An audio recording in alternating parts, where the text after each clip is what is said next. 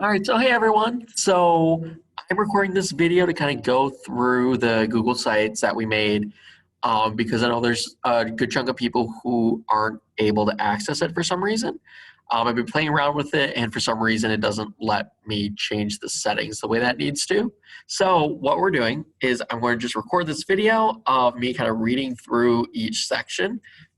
If you don't want to listen to me, that's fine. Just kind of pause it when you see a new section, just kind of read it for yourself. Just again, the directions to the Instagram geography activity are on Moodle, and the link should work for that for the template. All right, so here we go. All right, so first page, geography tour. As we've learned, geography helps us define the success and struggles of every civilization. On this site, we will explore 3 civilizations that use their unique geography to their advantage. After this, you complete the Instagram geography post. All right, so starting with Ethiopia. Ethiopia has an ancient history stretching back thousands of years. Its lands and rulers are mentioned in the holy texts of Judaism, Christianity, and Islam. Geography played a huge part in its development and creating a unique culture that still influences the world today. On the left here, we have an elevation map of Africa. Africa's geography is vastly different depending on where you are. The north and south both have deserts, including the world's largest, the Sahara. The central Congo Basin in the middle of the continent is a dense rainforest. The east has dramatic volcanic mountain ranges, and most of the north and southern ends have climates similar to Southern California. These vast differences in geography has helped create a huge variety of types of civilizations and cultures in Africa. If we're to zoom in on East Africa, the size and shape of Ethiopia has shifted throughout its history, but has always existed around the highlands of Eastern Africa. These highlands provide many advantages to Ethiopians and other groups that have lived here. The mountains provide protection from invaders and provide access to water, while some of its neighbors have dry lands. The unique soil of the highlands. Ethiopian civilization flourished due to its special soil compounds. The highlands are a range of dormant volcanoes. The eruptions from thousands of years ago have helped make the soil nutrient-rich, and additionally, there are many lakes and rivers, including the start of the Nile, which helped water crops and sustain a large population. The highlands also did not have much of a thick rainforest, which made building large cities easier and making it easier to build compared to other regions of Africa. Rock-hewn churches of Lalibela. Ethiopians living in the 12th century created an intricate network of underground churches in the city of Lalibela. While building underground churches is impressive in itself, what's even more impressive is that these churches were carved out of single masses of rock. This means that each church was carved individually from existing rock instead of being built by different materials. Make sure to check out more pictures of this world wonder by clicking on the button below. And since this is for people who it's not working, if you were to click on it, you can actually just kind of look this up on Google.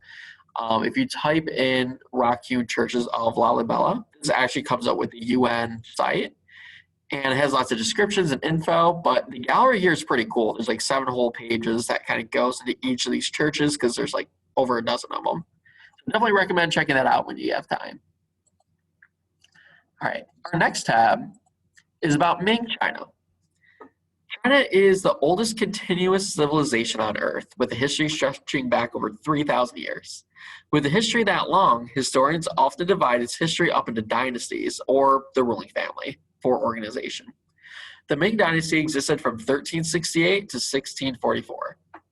And just for some context, that's longer than the U.S. has been a country. Geography helped Ming China prosper, and it also provides some challenges as well. On the left here, we have a satellite image of East Asia. What features do you notice? China's history is defined by its geographic blessings and its struggles. To the west are the Himalaya Mountains. To its east is the Pacific Ocean.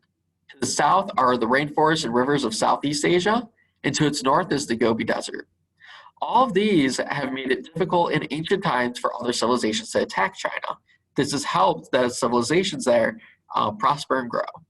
However, even though it's hard for attackers to get to China, It also means that it's hard for China to trade with the outside world, especially during times before modern transportation technology. So as a result, China has always maintained a focus on developing long trade routes throughout its whole history. And here we have a map of the Ming Dynasty's borders. Controlling the rivers. China has many large river systems. Snows in the Himalayas melt and fuel rivers in the same way snow fuels our rivers in Washington. The two largest river systems are the Yangtze and Huanghe river systems. Early Chinese civilizations developed along both of these rivers, but they often flooded, which could destroy whole cities. So building dams and creating other ways to control the flow of rivers was crucial for every Chinese dynasty. The Ming focused on this and developed such control that they were able to use the rivers during warfare. And we have pictures of the Yangtze River and the Huanghe River here. Zheng He the Explorer. Since China faced geographic barriers, the Ming felt it was important to send out explorers to map the world and to explore new trading opportunities. The most famous explorer is Zheng He. He was a Muslim Chinese servant of the emperor at the time, and eventually he worked his way up to becoming an admiral of a huge fleet that includes some of the largest sailing ships ever built. Zheng He sailed his fleet across the Pacific and Indian Oceans, going as far away as East Africa. His voyages and the awe inspired by the fleets is well documented by eyewitness accounts and writings across the world. Zheng He even brought back exotic animals to China, including a giraffe. So here we actually have a statue to him. In the middle is a manuscript that actually has a drawing of Zheng He bringing over a giraffe. And on the right over here is a map of the route that he took. So as you can see, he went from China all the way to East Africa, to the Middle East, and throughout India and what's now Indonesia. On our last tab, we are learning about the Inca. So the Inca were a vast empire that existed along the Andes Mountains in South America. Unlike Ethiopia and Ming China, it no longer exists, but the Inca have a legacy of creating ingenious ways of adapting to their harsh environment that still strike awe to those that visit their ruins in modern-day Peru. South America's geography. South America's geography covers many types of landforms. Some of the largest mountains are here, as well as some of the deepest jungles.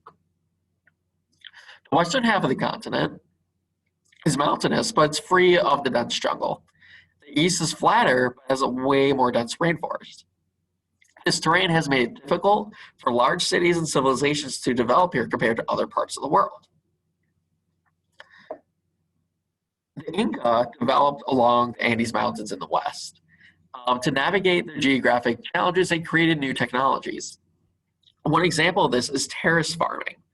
Inca farmers would carve out flat spaces in the sides of mountains to create room for farming. A picture of this terrace is below.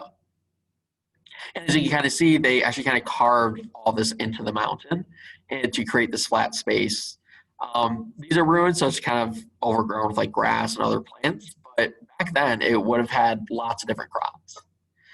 So on top of this, it actually allowed them to develop technology to build on top of mountains that you can actually see up here. This is Machu Picchu. We'll learn more about that later on this year. The Inca road system. One of the most impressive achievements of the Inca was how they adapted to what their geography did not have. Horses and other animals are not native to South America, yet the Inca Empire spanned thousands of miles. So how did they travel and connect their cities? The Inca developed one of the most advanced road systems in the world at the time. The construction was elaborate and still formed the foundations of many modern roads in Peru and other parts of South America. They developed a system of runners placed every 4 to 5 miles, so that way they could relay messages and actually trade goods. So it's kind of like a relay race. So you would connect with another person, and then you give them something, they kind of take it all the way to the destination. What made the road systems even more incredible is that the Inca did not use the wheel. Mountains and a lack of horses would make carts impractical, so everything was done on foot in order to adapt to their environment. Check out the images below to see what parts of the road system look like. So here we can see a road actually being kind of built into like the cliff side of this mountain, and actually kind of goes all the way down here too. And one of the more famous features is they were really good at building bridges. And this is an example of what a bridge would have looked like back then. All right, so from here, you can kind of go on to your Instagram geography. The whole kind of point of this Google site is to give you some examples of how different civilizations use their geography to their advantage and how they use their technology to kind of get around some of the challenges that it had. All right, so good luck, and I'm looking forward to seeing your Instagram geography posts.